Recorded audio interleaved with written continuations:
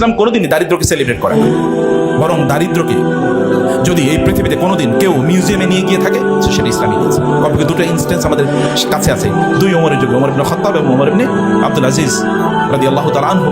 তাদের সময় যাকাত নেওয়ার মধ্যে খুঁজে পাওয়া যায়নি।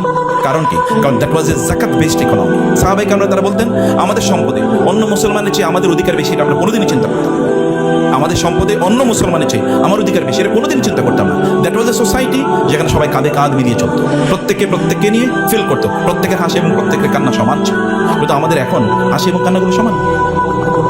আপনি ঘর থেকে বের হন অনেক দামি জামা কাপড় পরে অথবা দামি গাড়ি নিয়ে, আপনার পাশেই বস্তি আছে, সেখানে লোকের আপনার দিকে তাকায় ওই কারুনের মতো, ইয়া লাইতানা মিসলা মা উতিয়া কারুন, হায় কারুনকে যা দেওয়া হয়েছিল তাও আমাদেরকে দেওয়া হতো। এরপরে আল্লাহ সুবহানাহু ওয়া তাআলা কারুনকে একেবারে ফাখাসাফনা বিহি ওয়া বিদারিহিল আরদ, তাকে এবং তার সম্পদ সহ আল্লাহ তাআলা জমিনের মধ্যে যখন পুঁতে দেন, তখন এই লোকেরা বলে হায় আল্লাহ আমাদের বাঁচিয়েছেন, আমরা কারুনের মতো হইনি। আমরা প্রত্যেকে এক একটা কারুনের মতো একটা শার্ক হয়ে গেছি এই গোটা পৃথিবীতে। আপনি দেখেন কয়েকদল মানুষের কাছে, অল্প কয়েকজন মানুষের, আপনার বলেন করোনা আমাদেরকে, কোভিড আমাদেরকে এমন একটা লেসন দেওয়ার কথা ছিল যে মানুষের সম্পদ এখন মোটামুটি মানুষ বুঝবে না, জীবনটা তো এরকম না, আমরা যে কোনো সময় বন্দী হয়ে যেতে পারি, জীবন চলে যেতে পারে। অতএব মানুষ রিয়েলাইজ করার কথা ছিল যে না, অন্যের প্রতি আমাদের কিছু করার দরকার, সেই সম্পদ আমাকে বাঁচাতে পারবে না। কিন্তু দেখা গেল করোনার পরে মানুষের ইকোনমিক ডিসপ্যারিটি আগের চেয়ে অনেক বেড়েছে, গরিবদের সম্পদ বরং ধনীদের হাতে আরো বেশি চলে গেছে। যেমন ইয়ের সময় হয়, যেমন রমাদান আসে, যেমন হয় রমাদান আসে আমাদেরকে শিক্ষা দিতে যে গরিবরা অথবা যাদের নাই তারা না খেয়ে থাকার কি কষ্টটা, এটা বোঝানোর জন্য। কিন্তু রমাদান আমরা এত পরিমাণে খাই, ওরা যে কোনোদিন কষ্ট করেছে এটা আমাদের অনুভূতিতে থাকে, কারণ এত পরিমাণ খাই, খাওয়ার কারণে আমরা অসুস্থ হয়ে পড়ি। সন্ধ্যায় খাই, তারপরে আবার রাতে খাই, এরপরে সাহারি নাইট, ইফতার নাইট অথবা ইফতার পার্টি, সাহারি পার্টি, এরকম করে আমরা গোটা জিনিসটার যে এসেন্সটা আছে বা ফিলোসফি আছে এটাকে আমরা ধ্বংস করে দিচ্ছি। প্রিয় ভাইরা বোনেরা, মানুষের পভার্টির বিভিন্ন লেয়ার্স অ্যান্ড লেভেলস আছে। পভার্টি কেবলমাত্র খাদ্যের না, পানীয় না, কেবল জামা কাপড় না, পভার্টি কিন্তু তার চেয়ে আরও অনেক, আধুনিক যুগে পভার্টি তো আরও অনেক বেশি, বরং অনেক পভার্টি কেবলমাত্র অর্থনীতির কাছে। তার ঘরে টাকা আছে কিন্তু তার চিকিৎসার খরচ নাই, চিকিৎসার টাকা নেই তার, অথবা তার পড়াশোনার খরচ মানে টাকা নেই তার কাছে, অথবা এটা তো আরও মাছ মোর বিগার মানে পভার্টি। সেই পভার্টিকে অ্যাড্রেস করবে কি যদি ইনস্টিটিউশনাল শেপ না থাকে? মানুষের অর্থনীতির সাইজ যেহেতু আগের চেয়ে বেড়েছে, অতএব জাকাতও এটা প্রাতিষ্ঠানিক ব্যবস্থাপনা, স্কিল ম্যান পাওয়ার যদি এই কাজটা না করে, তাহলে এটা কেবলমাত্র মসজিদ মাদ্রাসা দিয়ে আপনি কোনোদিনই সমাধান করতে পারবেন না। হ্যাঁ, মসজিদ মাদ্রাসা আপনি দেবেন না, মসজিদ তো জাকাত দেওয়া যায় নাই, মাদ্রাসা আপনি দেবেন বটে, কিন্তু মাদ্রাসা আপনি কতটুকু জাকাত দেবেন? আমাদের তো একটা দর্শন আছে আমাদের মাঝে যে আমরা কেবল মসজিদ বানাতে চাই, মসজিদ বানালে জান্নাতুল ফেরদৌসে চলে যাওয়া যাবে। এত সহজ? মসজিদের আপনি টাকা কোত্থেকে দিয়েছেন? আপনার লক্ষ্য উদ্দেশ্য কি? এখানে মসজিদের প্রয়োজনীয়তা ছিল কিনা? যে আপনারা যেমন এলাকায় কি করবেন, মানে 5-6টা বাড়ির পরে আরেকটা মসজিদ, এই মসজিদের লোক 10 জন, ওই মসজিদে 5 জন, সেই টাকা আপনি আরো অন্যান্য অত্যন্ত প্রোডাক্টিভ কাজে আপনি ব্যয় করতে পারতেন। তাহলে বোঝা যাচ্ছে যে আমাদের প্রায়োরিটি সেন্স এটা কমে যাচ্ছে, প্রায়োরিটি শিফট করে ফেলেছি আমরা। জাকাত ভিত্তিক প্রতিষ্ঠান যখন তৈরি হয় তখন এই প্রতিষ্ঠানগুলো রিসার্চ করে, গবেষণা করে, তারা বুঝে কোথায় জাকাতের অর্থ খরচ করতে, প্রায়োরিটি এরিয়া কোনগুলো, তারা এগুলো গবেষণা করে বের করে তারা ম্যান পাওয়ারকে, তারা স্কিল অথবা তারা তাদেরকে ট্রেনিং করবে, এবং তখন তারা খুঁজে বের করবে কারা জাকাত রিসিপিয়েন্ট সত্যিকার অর্থে, যাদেরকে আরবিতে বলে মুস্তাহিক, কারা মুস্তাহিক, তাদেরকে ফাইন্ড আউট করবে এবং তাদের কাছে জাকাত দেবে। শুধুমাত্র জাকাত দিলেই তো চলবে। আপনি যাকে জাকাত দেবেন, গরিব মানুষের সবচেয়ে বড় প্রবলেমটা কি? গরিব মানুষের ইকোনমিক তার চয়েসটা তার খুব লো, কারণ সে তো জানে না। আপনি যখন একজন গরিব মানুষের 1 লাখ টাকা দেবেন, তখন সে হয় 2টা কাজ করবে, একটা দামি মোবাইল কিনে নিয়ে যাবে অথবা একটা টেলিভিশন সেট কিনে নিয়ে যাবে, অথবা বাড়িতে নিয়ে যাওয়ার পর এরপর এই টাকাটা সে কি করবে, সুদে লাগাবে আরেকজনের সুদে, অথবা কেউ বলবে আমার বাচ্চাটা, ছেলেটা, মেয়েটা আমি বিদেশে পাঠাতে চাই, তুমি আমার টাকা দাও, টাকাটা দিয়ে দেবো। তো বুঝেই না যে টাকাটার ব্যবহার কি। অতএব কাউকে টাকা দিলেই চলে না, তাকে স্কিল করে দিতে। আল্লাহ রাসূলের সেই ঘটনাটি, যদিও ঘটনাটির মধ্যে এক ধরনের দুর্বলতা আছে, কিন্তু ঘটনা তো আপনারা জানেন, সবাই প্রত্যেক এভরিবডি নোজ ইট। ভিক্ষা চাইলো, রাসূল বলেন কেন ভিক্ষা করছো? বলে আমার তো কিছু নাই। তিনি বলেন তোমার বাসায় কিছুই নেই? বলে কিছুই নেই। কিছুই নাই? হ্যাঁ আছে। কি আছে? এরকম একটা জিনিস আছে, নিয়ে আসো। তিনি এবার অকশনে দিলেন, সাহাবাইদেরকে বলেন এটা কে কিনবে? একজন বললেন ইয়া রাসূল আমি কিনবো। কত? এত। না, তার চেয়ে বেশি দিতে হবে। তার যে বলে ঠিক আছে আমি 2 দিরহাম দেবো। রাসূল তাকে ডাকলেন, নিয়ে আসো এটা, যাও নিয়ে আসো। নিয়ে আসার পরে 1 দিরহাম তাকে দিলেন, যাও বাজারে যাও, তোমার বাসার জন্য, পরিবারের জন্য খাবার কিনে নিয়ে যাও। আরেকটা নিয়ে এসে বললেন, এরপর আরেক দিরহাম দিয়ে তিনি নিজে বাজার থেকে একটা কুঠার কিনে নিয়ে আসেন। তিনি এবার ওই কুঠারে হাতল নিজে লাগিয়ে দিলেন রাসূল এবং তাকে দিয়ে বলেন তুমি যাও, জঙ্গলে যাবা, বনে যাবা, সেখান থেকে কাঠ কিনে এনে বাজারে, কাঠ কেটে এনে বাজারে বিক্রি করবা। 15 দিন পরে আমার সাথে দেখা করবা। তার আগে দেখা করবা। 15 দিন পরে এসে বলেন ইয়া রাসূলুল্লাহ আমার পরিবারের সকল সমস্যার সমাধান হয়েছে, তার পাশাপাশি আমার একটা সেভিংস হয়ে গেছে 10 দিরহাম। তাকে 2 দিরহাম দিয়েছিলেন। আপনি তো একজন মানুষকে যখন সম্পদ দেবেন তখন আপনি কেন দেবেন? আপনার এবং আপনার পরিবারের কাছে, আপনার বাবার কাছ থেকে, আপনার দাদার কাছ থেকে জাকাত নিয়েছে ওর দাদা, এখন আপনার বাবার কাছ থেকে জাকাত নিয়েছে তার বাবা, এখন আপনার কাছ থেকে জাকাত নেই। আপনি কি বংশ পরম্পরায় দরিদ্র তৈরি করার জন্য জাকাত দিচ্ছে। তাহলে জাকাতে তো ডাইনামিক্স আছে, সেই ডাইনামিক্স কই? সেই ডাইনামিক্স আমাদের মাথায় নাই, কারণ আমরা জাকাত কীভাবে দেবো সেটা নিয়ে আমরা চিন্তাও করি। প্রিয় ভাইরা এবং বোনেরা, এর বাইরে তো জাকাতের আরও ডাইমেনশন আছে। আমরা বহু প্রতিষ্ঠানে গিয়েছি, যারা বিজনেস করেন আমাদেরকে অনেকেই বলেন আমি তো ব্যক্তিগতভাবে জাকাত দিই, আর কোম্পানির আবার জাকাত দিই। বলে নতুন শুনছি বিজনেস জাকাত, এটা আবার নতুন করি। আপনারা নতুন আইডিয়া জেনারেট করেছেন, আমরা নতুন আইডিয়া জেনারেট করি না। আইডিয়া নতুন ছিল, আইডিয়া পুরানি ছিল, কিন্তু আপনারা নতুন করে শুনতেছেন। কারণ কি? কারণ এটা আমাদের এই সমাজে নাই। আমি অন্য সময় বলেছিলাম, বাংলাদেশের একজন ফাইন্যান্স মিনিস্টার ছিলেন, পরপর 2-3 টার্ম ছিলেন, এরকম একজন ফাইন্যান্স মিনিস্টার। আমরা তাকে বলেছিলাম যে জাকাত কি, ন্যাশনাল ইকোনমির একটা পার্ট বানাও। বলে জাকাত কি? বলে জাকাত কি? মানে জাকাত এরকম, এটা প্রায় 2 লক্ষ কোটি 2.5 লক্ষ কোটি টাকা জাকাত থেকে উঠতে পারে। বলে কই, জীবনে তো শুনি না, ইউনিভার্সিটি তো টিচারে কোনোদিন জাকাতের শব্দ বলেনি। এরপরে উনি করেন এবং আজ পর্যন্ত। এখন বলেন, আপনারা বলেন ইউনিভার্সিটিতে কোথায় জাকাত নিয়ে আলোচনা হয়? ইউনিভার্সিটি তো বহুত বাদ, মসজিদেই তো জাকাত নিয়ে আলোচনা হয়। কারণ জাকাতের আলোচনা যারা করবেন তারা তো 10-15 মিনিটের বেশি কথা বলতে পারবেন না। অত জাকাত নিয়ে আলোচনা করলে এটা ঘন্টার পর ঘন্টা, এটা দিনের পর দিন আলোচনা করা যায়, এত বেশি টাইম আসে।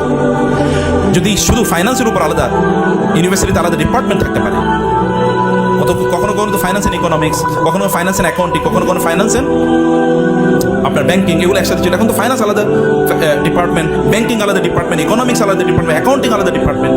তাহলে জাকাত কেন একটা ডিপার্টমেন্ট হতে পারে না পৃথিবীতে? জাকাতের ইনস্টিটিউশনাল কোনো পড়াশোনা নেই। আমি যদি বলি একাডেমিক পড়াশোনা, এটা বাংলাদেশের কথা বলছি, কিন্তু পৃথিবীব্যাপী আছে। আপনি যদি কুয়েতের জাকাত হাউসের কথা বলেন, $multi-billion এটা ইন্ডাস্ট্রি, এটা একটা মানে এটা একটা প্রতিষ্ঠান।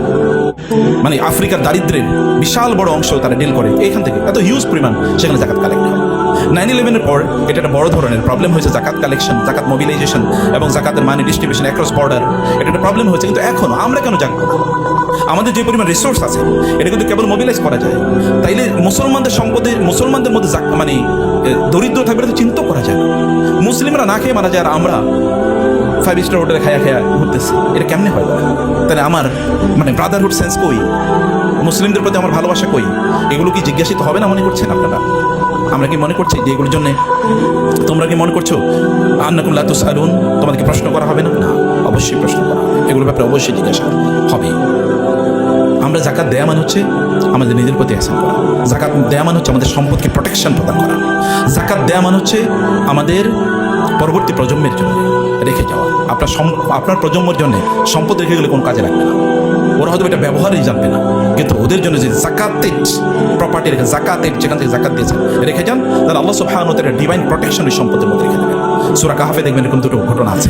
ওই যে ওয়াম্মাল জিদারু ফাকানা লিগুলামাইনি ইয়াতীমাইনি ফিল মাদিনাতি, 2জন নবীকে আল্লাহ তাআলা পাঠিয়েছেন। একজন তো স্বীকৃত নবী মুসা আলাইহিস সালাম, আরেকজনের কথা আলেমরা অনেকে বলে যে তিনি নবী ছিলেন, খিদির আলাইহিস সালাম। না হলে তো সেই যুগের সর্বশ্রেষ্ঠ কি আবেদ, আল্লাহওয়ালা, আল্লাহ বান্দা। আল্লাহ তাআলা 2জনকে পাঠিয়ে দিলেন ওই যে একটা জনপদে, 2জন ইয়াতীম বালক। ওয়া কানা আবুহুমা সালিহা, বাবা ছিল খুবই ভালো মানুষ। فأراد ربك أن يبلغا أشدهما ويستخرجا من كنزهما رحمة من ربك وما فعلته عن أمري ذلك تأويل ما لم تستطع عليه صبرا। আল্লাহ সুবহানাহু ওয়া তাআলা বলেছেন ওই যে দুইজন ইয়াতীম বালক, তাদের বাবা ছিল খুব ভালো দিনদার, এবং তার বাবা মা যখন মারা গিয়েছে তখন তাদের কিছু প্রপার্টি ছিল, এগুলো জাকাতের, এগুলো মাটির নিচে রেখে গিয়েছে, এবং বাচ্চাগুলো তাদের ঘরটা প্রায় ভেঙে যাচ্ছিল। এর মধ্যে আল্লাহ 2জনকে পাঠিয়ে দিলেন নবী মুসা আলাইহিস সালাম, সাধারণ নবী না কিন্তু mightiest, one of the mightiest. 3জন নবীর নাম বলে একজন মুসা আলাইহিস সালাম, 4জনের নাম বলে একজন, 5জনের নাম বলে একজন, মুসা আলাইহিস সালাম তাকে পাঠালেন। আর খিদির আলাইহিস সালাম তো একমাত্র ক্যারেক্টার, এত সিগনিফিকেন্ট ক্যারেক্টার। 2জনকে পাঠিয়ে দিলেন, যাও তাদের ঘর নির্মাণ করে দিয়ে আসো। যতক্ষণ তারা বড় হবে, বড় হওয়ার পর ওই সম্পদ তারা খুঁজে নেবে, এরপরে তারা এগুলোকে নিজেদের জন্য ইউটিলাইজ করবে। আপনার সম্পত্তি কোনো ফর্মেট আল্লাহ তারা রেখে দেবেন আপনার পরবর্তী প্রজন্মের জন্য, যদি এটা জাকাতের হয়। সেদিন সব সম্পদ আপনার সামনে ছুঁড়ে ফেলবে পৃথিবী, জমিন, যাও এই তোমার সম্পদ। আপনি বলবেন মা লাহা, কি হয়েছে, তুমি এরকম করছো কেন? তখন জমিন বলবে বিআন্না রাব্বাকা আওয়ালা, আল্লাহ বলেছেন তুমি যে সম্পদ এর মধ্যে রেখে গিয়েছো, এগুলো তুমি জাকাত দেওয়া নাই, এগুলো তোমার সামনে ছুঁড়ে ফেলতে। সেদিন ছুঁড়ে ফেলবে। আপনি বলবেন এগুলো দূর করে, এগুলো আমার কাছ থেকে, আপনি চিৎকার করবেন, কিন্তু সেদিন দূর হবে না, ওগুলোই আপনাকে। কারণ কিয়ামতের শাস্তি কেবলমাত্র শারীরিক না, কর্পোরাল না, এটা মাচ মোর সাইকোলজিক্যাল, মেন্টাল। আল্লাহ সুবহানাহু ওয়া তাআলা আমাদেরকে জাকাতটাকে ভালো করে বোঝার তৌফিক দান। আল্লাহ জাযাকুমুল্লাহ খায়র ফর ইনভাইটিং মি। অনেক ধন্যবাদ আমাকে এইটুকু সময় দেওয়ার জন্য। আপনাদের মতো আলোকিত মানুষদের সামনে দাঁড়ানোর এই সুযোগ করে দিয়েছেন মাস্তুলের এই আয়োজনকে আল্লাহ সুবহানাহু ওয়া তাআলা ব্যাপক পরিমাণ বারাকা দান করুন। এবং একটা প্রতিষ্ঠান, জাকাতের একটা প্রতিষ্ঠানের মানে কি ডাইমেনশন থাকতে হবে, এটাও আলোচনার বিষয় আছে। আমার অনুরোধ করব মাস্তুল ফাউন্ডেশনের যারা দায়িত্বশীল তাদেরকে, যে আপনারা নিজেরা একটা ইন্টারন্যাশনালি রিকগনাইজেবল ট্রাস্টওয়ার্দি প্রতিষ্ঠান করার জন্য ইসলামিক মানে ম্যানেজমেন্ট পার্সপেক্টিভ থেকে বা ইসলামিক অ্যাডমিনিস্ট্রেটিভ পার্সপেক্টিভ থেকে কী কী পলিসি থাকতে হবে এটার উপর আপনাদের ট্রেনিং লাগবে এবং সেটা ইনকর্পোরেটেড থাকতে হবে ইনহ্যারেন্টলি। যেন কোনোভাবে একটা প্রতিষ্ঠান যদি মাস্তুল কোনোভাবে প্রশ্নবিদ্ধ হয় তাহলে জাকাত প্রশ্নবিদ্ধ, ইসলাম প্রশ্নবিদ্ধ, এটা করা যাবে। আপনি ব্যক্তি প্রশ্নবিদ্ধ হতে পারেন কিন্তু ইসলামকে আপনি প্রশ্নবিদ্ধ করতে পারবেন না, জাকাতকে প্রশ্নবিদ্ধ করতে পারবেন না। এ কারণে মাসুলের অনেক লার্নিংয়ের ব্যাপার আছে। মাসুলকে একটা রিকগনাইজড প্রতিষ্ঠানে রূপান্তরিত করার জন্য অনেক এলিমেন্ট এখানে অ্যাডমিনিস্ট্রেটিভ ম্যানেজমেন্ট রিলেটিং মানে এখানে এলিমেন্ট এখানে ইনকর্পোরেট করতে হবে, সেটাও আমি বলবো। আর এই যাতে কনফারেন্স অনেক বেশি হোক, প্রয়োজনে এত বিশাল মানে 5 স্টার হোটেল প্রয়োজন নেই, আরও লো জায়গায় নিয়ে আরও মাস লেভেলে কীভাবে এটাকে দাওয়া হিসাবে কীভাবে মানুষের কাছে পৌঁছে দেওয়া যায়। কমপক্ষে মাসুল যদি চিন্তা করেন নয় আমরা 50 জন জাকাত এক্সপার্ট, জাকাত অ্যাকাউন্টিং এক্সপার্ট বানাবো, কিন্তু জাকাতের অ্যাকাউন্টিং অনেকেই বোঝে, অনেক আধুনিক অর্থনৈতিক পরিভাষা আছে, এত পরিভাষা তো আর মাদ্রাসায় আমরা কোনোদিন পড়ি, এটা আর ইয়ের বইতে নাই, এদের বইতে নাই, আমাদের ওই বইতে না। ফলে এই সকল টার্মগুলো যেন বোঝে সেটার কিছু লোক তৈরি করা দরকার। এবং মাসতুল দাওয়াকে মানে জাকাতকে অ্যাওয়ারনেস মানে জাকাত অ্যাওয়ারনেস তৈরি করার জন্য একটা দাওয়া প্রজেক্ট হিসেবে মাসতুল হতে পারে। অথবা এখানে মাল্টি ডাইমেনশনাল কাজের অনেক সুযোগ আছে, সেই সুযোগগুলো যেন প্রতিষ্ঠান নেয় সেই অনুরোধ করে আমি শেষ করছি। জাযাকুমুল্লাহ খায়র ফর ইউর পেশেন্ট হিয়ারিং। আমি যদি আপনাদেরকে কষ্ট দিতে গেলে মাফ করবেন। আর আল্লাহ সুবহানাহু ওয়া তাআলা আমরা যা বলেছি সেগুলো আমাদের নিজেদের জীবনে আমল করার তৌফিক দান করুন। গোটা মুসলিম উম্মাহকে অর্থনৈতিক দারিদ্র থেকে আল্লাহ সুবহানাহু ওয়া তাআলা রক্ষা করুন এবং মানবতাকে আল্লাহ সুবহানাহু ওয়া তাআলা মোরাল দারিদ্র অর্থাৎ নৈতিক দারিদ্র থেকে আল্লাহ তাআলা রক্ষা করুন। আল্লাহুম্মা আমিন। هذا وصلى الله سبحانه وتعالى على نبينا محمد وعلى اله وصحبه اجمعين.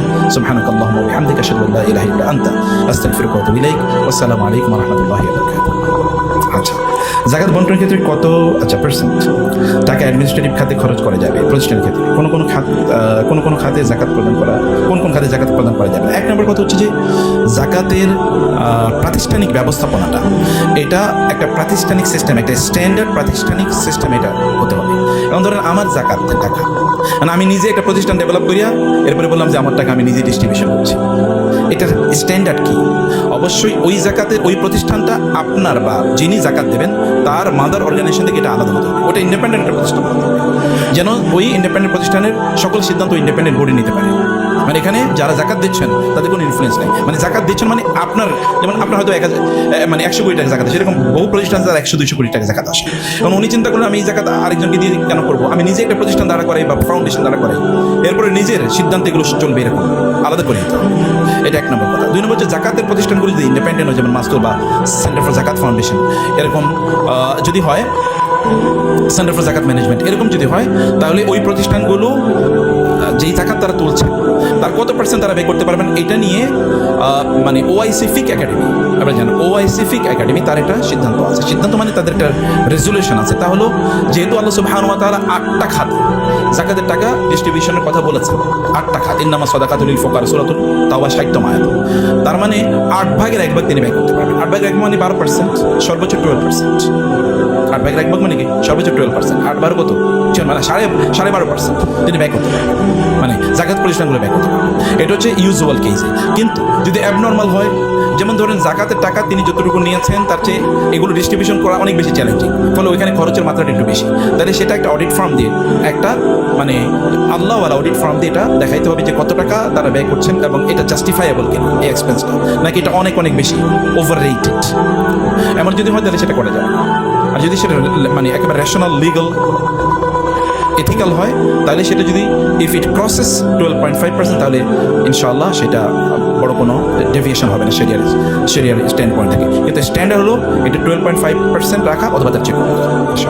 আচ্ছা, কোন খাতে জাকাত প্রদান করা যাবে না? জাকাতের যে নির্ধারিত 8টি খাত আছে তার বাইরে জাকাত দেওয়া যাবে।